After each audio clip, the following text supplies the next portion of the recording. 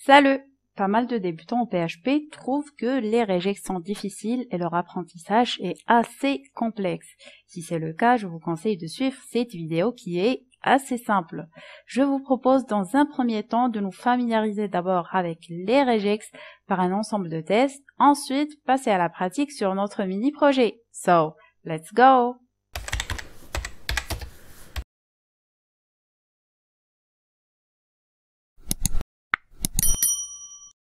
L'acronyme regex signifie Regular Expressions ou expressions régulières en PHP. Elle joue un rôle très important dans le traitement des chaînes. Elle permet de vérifier leur validité, comme vérifier un email, des saisies chiffrées. Elles peuvent aussi être utilisées pour traiter des éléments à l'intérieur d'une chaîne, à savoir extraire un élément, le remplacer, ainsi de suite.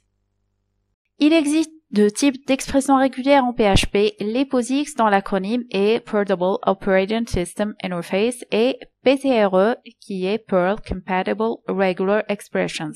La principale différence entre les deux familles, c'est le temps d'exécution.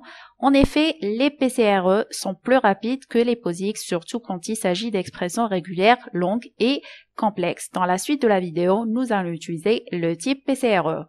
Parmi les fonctions PCRE les plus utilisées, vous voyez preg_match qui permet d'effectuer une recherche de correspondance avec une expression régulière. Alors, il y a deux paramètres qui sont obligatoires, c'est le pattern, c'est-à-dire le masque à chercher, et subject, c'est-à-dire la chaîne sur laquelle on va effectuer la recherche de correspondance avec le masque à chercher.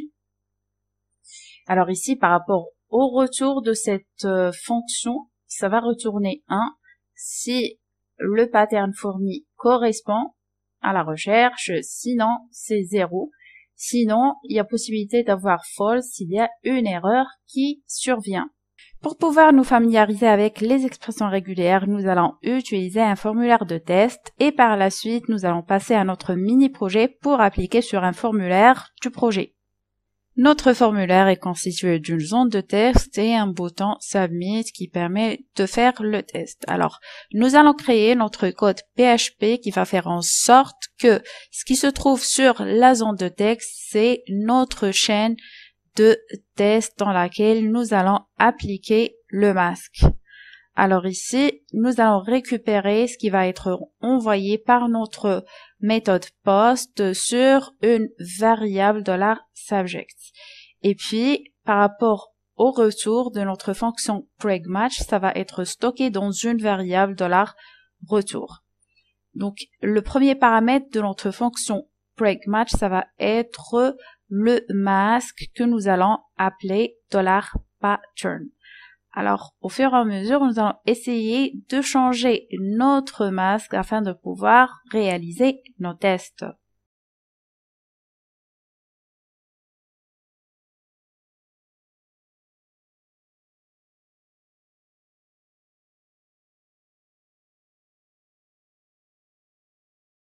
On aimerait avoir le retour sur notre formulaire. Donc, nous allons faire un petit test sur la ligne 7 concernant le retour de notre fonction preg_match. Si le retour est égal à 1, donc on aimerait afficher OK. Alors, sinon, on aimerait afficher, par exemple, KO. Et nous allons mettre un écho pour pouvoir le faire.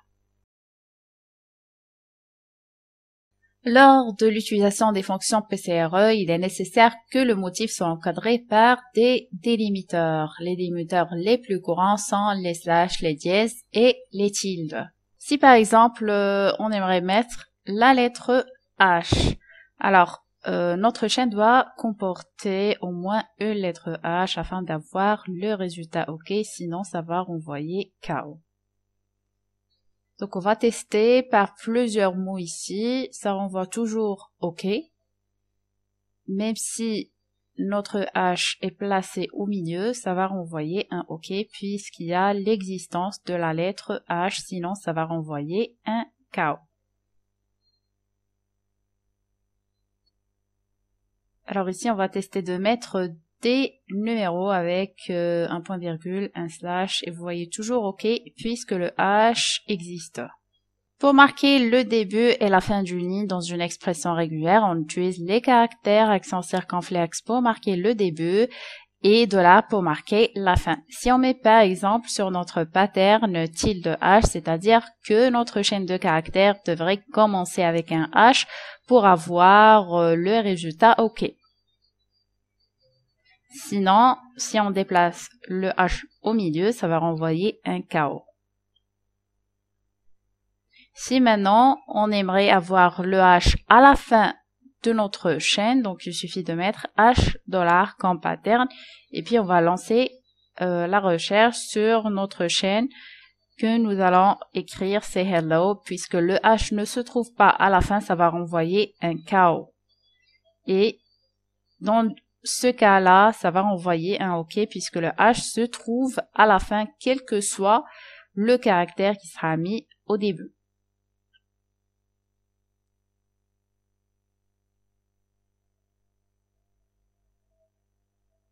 Maintenant, si on aimerait délimiter le début et la fin de notre chaîne, il suffit d'ajouter l'accent circonflexe pour marquer le début et laisser le $ à la fin. Et si on met tout simplement un H, c'est-à-dire que notre pattern devrait être un H tout court. C'est-à-dire que si la chaîne égale à H, ça va renvoyer un OK. Et si on ajoute d'autres caractères, que ce soit un H ou un autre caractère, une lettre, un numéro, caractères spéciaux, quoi que ce soit, ça va renvoyer un KO.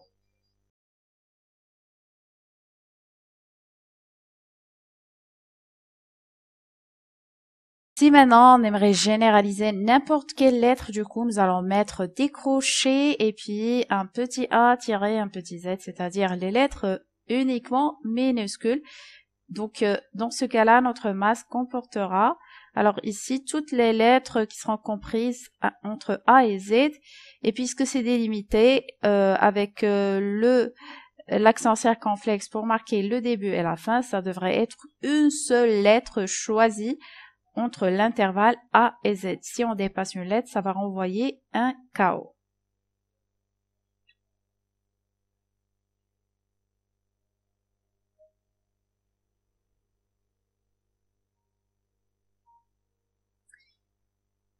Alors, pour pouvoir écrire plusieurs lettres, donc il existe des caractères à mettre après la fermeture du crochet. Donc, si on met par exemple un plus, c'est-à-dire que c'est possible d'avoir un ou plusieurs caractères sur notre masque de recherche. Donc, si on écrit par exemple ici plusieurs caractères et qu'on passe au test, ça va renvoyer un OK.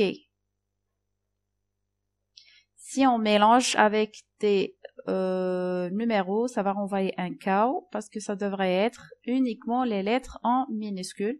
La même chose pour les caractères spéciaux et les lettres en majuscules, ça va renvoyer toujours un KO.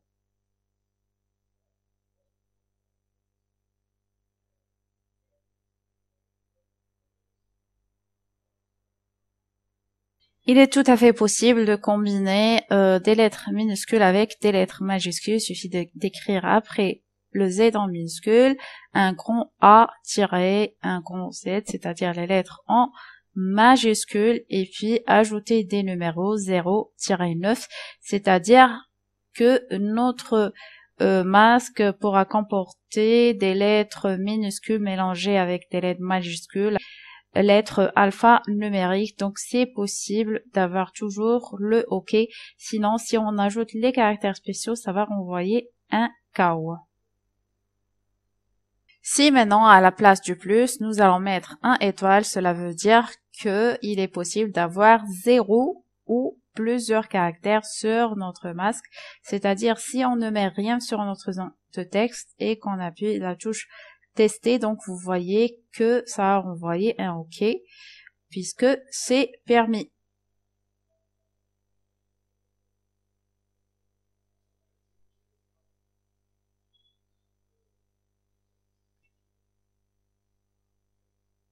Si à la place, je mets un point, ça veut dire qu'il s'agit de n'importe quel caractère, y compris les caractères spéciaux. Du coup, si on actualise et qu'on met ici sur notre zone de texte un mélange des numériques et puis des caractères spéciaux. Si on teste, vous voyez que ça va renvoyer un OK. Si on ne met rien sur notre zone de texte, vous voyez que ça va envoyer un OK puisque nous avons eu un étoile. Et si on remplace avec un plus, du coup, ça va renvoyer un cow puisqu'il faut renseigner un caractère au moins sur notre zone de texte. Maintenant, si je mets par exemple la lettre D ici, donc ça va nous rappeler la lettre H que nous avons vue tout au début. Du coup, il faudrait mettre un seul D sur notre zone de texte pour que ça va renvoyer un OK.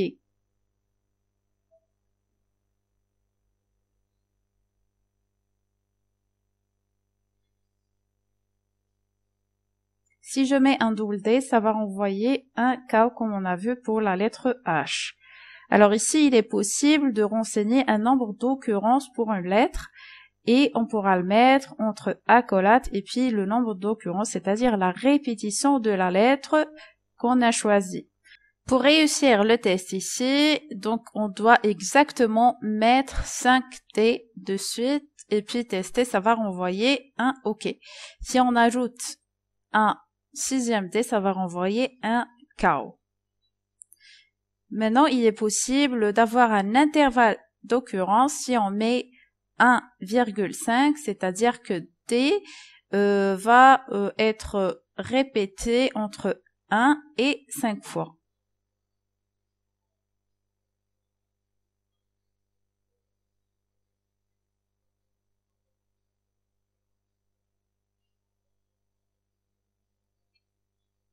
Si à la place ici, on va mettre un point, c'est-à-dire que D va être suivi par n'importe quel caractère, mais puisqu'on n'a pas renseigné, alors soit un étoile ou plus, ça devrait être un seul caractère. Si on met une suite de caractères, ça va renvoyer un KO.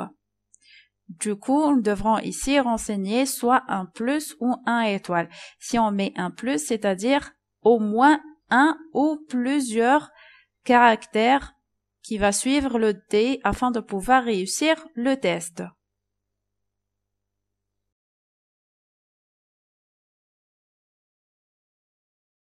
Il est tout à fait possible d'exclure une lettre. Pour ce faire, on met des crochets, un accent circonflexe et puis la lettre à exclure.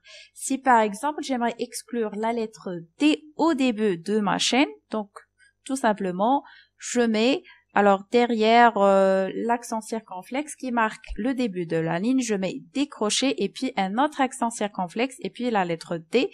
Du coup, il est interdit de mettre la lettre D au début de ma chaîne parce que toujours ça va renvoyer un KO. Sinon, c'est acceptable de le mettre au milieu ou bien à la fin de ma chaîne.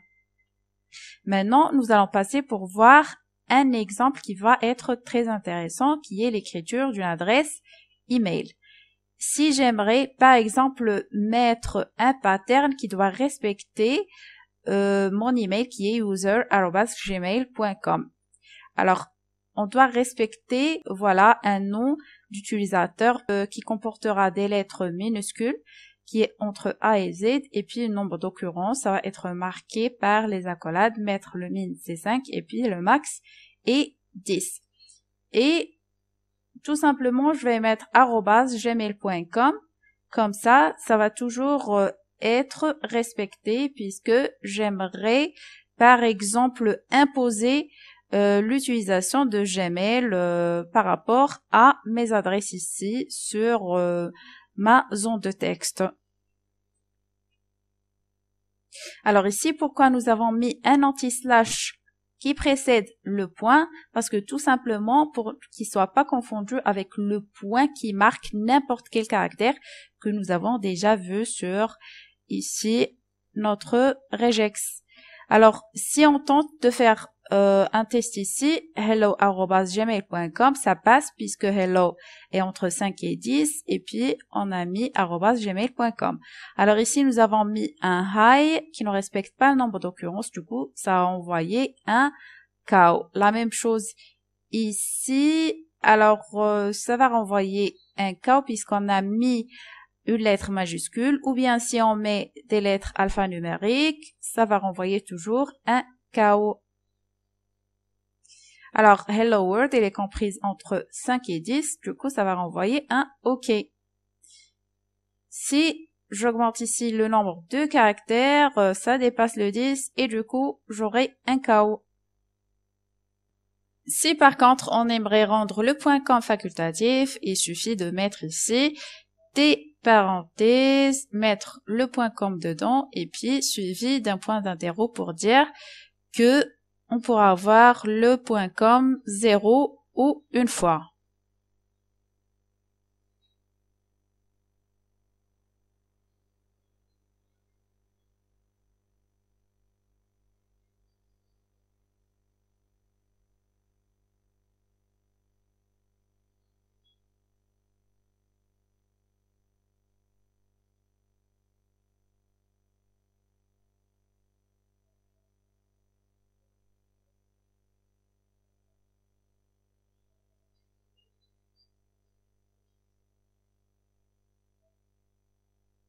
Alors, si je mets un point plus, c'est-à-dire qu'il y aura n'importe quel caractère qui sera répété une ou plusieurs fois. Alors, derrière le .com qui est facultatif. Maintenant, si ici, il est possible de faire un AZ et 09 pour dire qu'il s'agit des lettres alphanumériques. Du coup, il est possible de le remplacer par un anti-slash W qui va alors représenter la même chose. Donc, à la place de hello, je pourrais mettre ici les lettres minuscules, majuscules ou des numéros ou même des underscores. Il est possible de les inclure grâce à un anti-slash W. Maintenant qu'on s'est familiarisé avec les regex en PHP, passons à l'application sur notre mini-projet.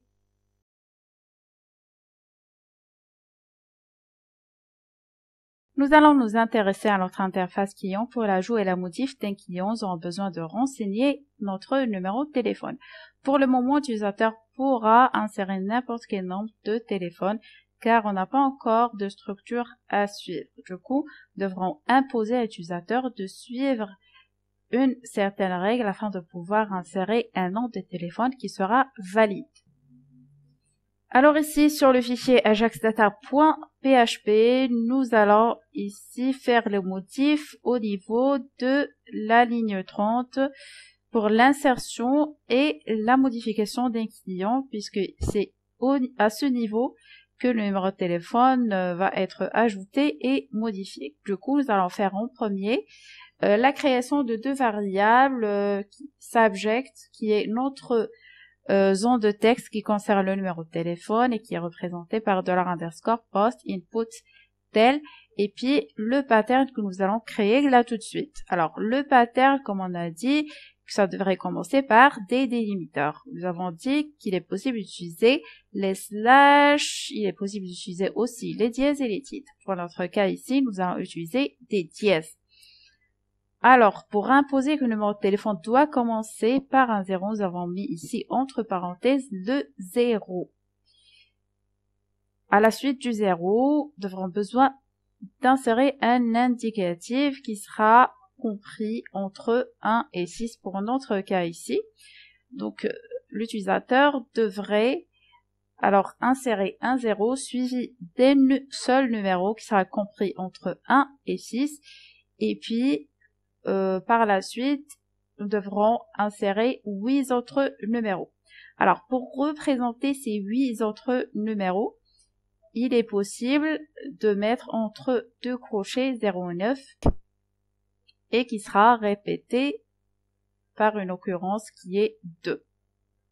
C'est-à-dire deux numéros suivis de deux autres numéros suivis de deux autres et puis enfin deux autres. C'est-à-dire au total, nous devrons avoir 8 numéros. Alors, si on écrit comme ça, c'est pas très pratique de le faire. Sauf si vous êtes obligé de d'étirer à ce moment-là, vous suivez cette structure. Donc voilà, l'indicatif c'est 0 suivi d'un nombre qui est entre 1 et 6 Et puis, il y aura deux autres nombres qui seront répétés 4 fois, c'est-à-dire oui, non. Maintenant, nous allons essayer d'écrire notre fonction break_match et qui permet de faire la correspondance entre notre masque et puis la chaîne qui est le numéro de téléphone saisi par l'utilisateur. Et on va stocker le retour dans une variable $retour sur laquelle on va appliquer une condition. Nous allons mettre tout ce bout de code à l'intérieur de notre condition qui concerne le retour de break_match. Alors, comme ceci, ça va impacter l'ajout et la modification d'un client.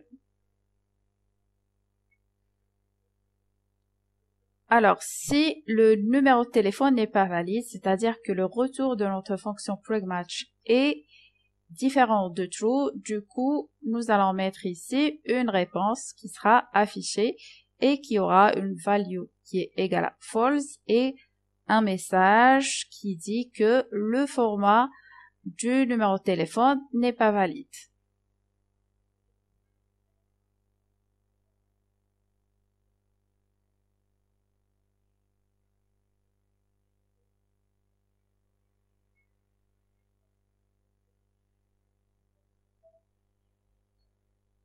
Donc voilà, c'est fait. On pourra maintenant passer à faire le test sur notre application. On va tenter d'ajouter un nouveau client et puis nous allons essayer d'insérer n'importe comment un numéro de téléphone. C'est-à-dire, on va pas respecter les expressions régulières, le format que nous avons choisi.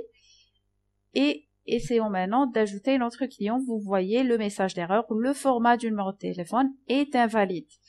Donc nous allons mettre un 0 et puis il est suivi par un 8. Du coup, ça va renvoyer une erreur puisque le nombre devrait être compris entre 1 et 6. Vous pouvez continuer à faire des tests pour tester alors votre format.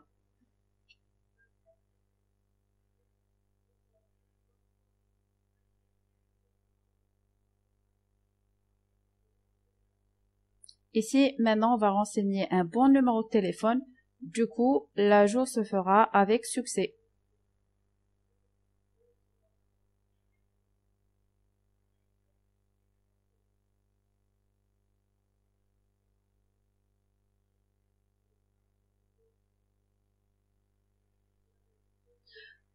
Maintenant, on va tenter de modifier le numéro de téléphone d'un client et on va essayer de ne pas respecter la structure. Vous voyez, le message d'erreur est affiché et la modification ne se fait pas. Voilà, on va mettre ici des caractères spéciaux. Donc, vous pouvez voir qu'il y a toujours l'erreur qui est affichée. Donc, jusqu'à ce qu'on renseigne un bon numéro de téléphone et à ce moment-là que la modification aura lieu. Notre pattern ici est uniquement à titre d'exemple, sinon vous pouvez trouver plusieurs façons afin de pouvoir créer le vôtre. Pour m'encourager davantage à créer du contenu, n'oubliez pas de vous abonner à la chaîne, d'activer la cloche et de partager le contenu avec vos amis. Je vous dis à très bientôt.